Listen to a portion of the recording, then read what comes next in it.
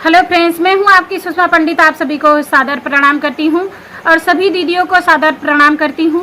आज मैं बहुत ही दर्द भरा सोहर गीत लेके आई हूं जो छठी माँ का सोहर गीत है। आप लोग वीडियो फुल देखिएगा और गीत का आनंद लीजिए, सोहर गीत का। और गीत कैसा लगा ये कमेंट में ज़रूर बताइएगा।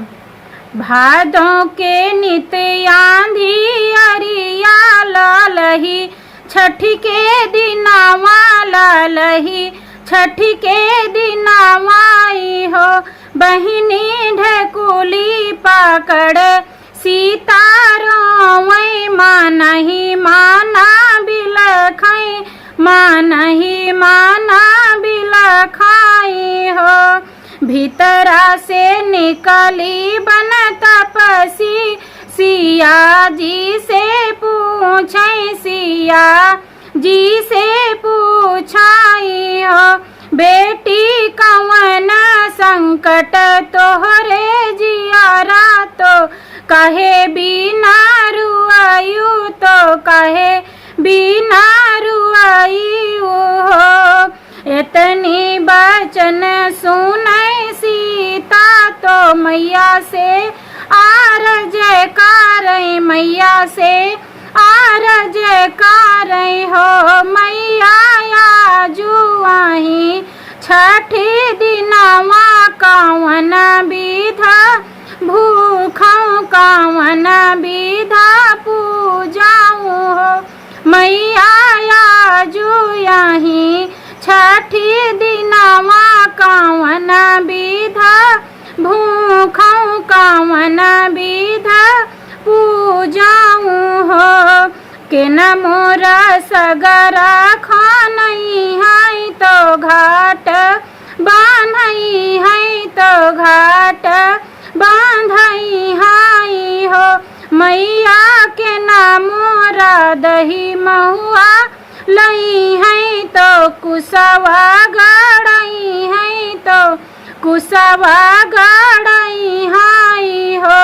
मैया के न मोरी पियरी रांगई है, तो पियरी रांगई है हो।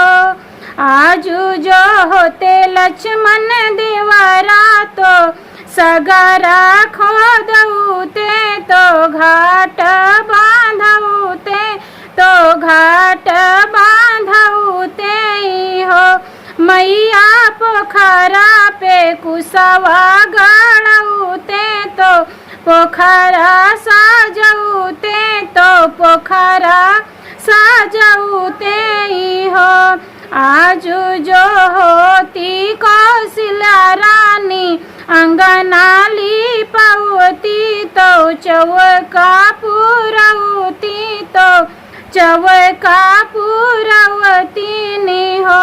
मैया हटिया से पियरी मांगवती ने, पियरी रांगवती, तो पियरी रांगवती ने हो। आज जो होते मोर स्वामी, तो गोतनी बोलउते, तो मंगल गावउते, तो मंगल गावउते हो। मैया छठी माई के गीतिया गावउते, तो बजना बाजउते, तो बजना बाजउते हो।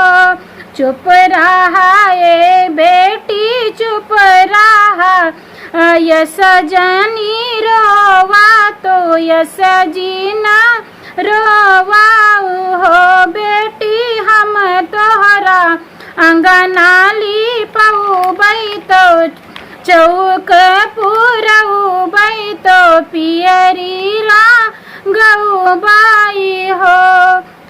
हकराना नगर के नौआ, हाले हे बेगे आवऊ, हाले हे बेगे आवऊ हो।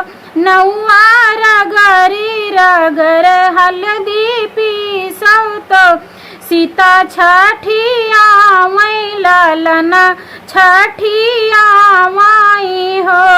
अंगने में बैठी है सीता लालन छठिया वै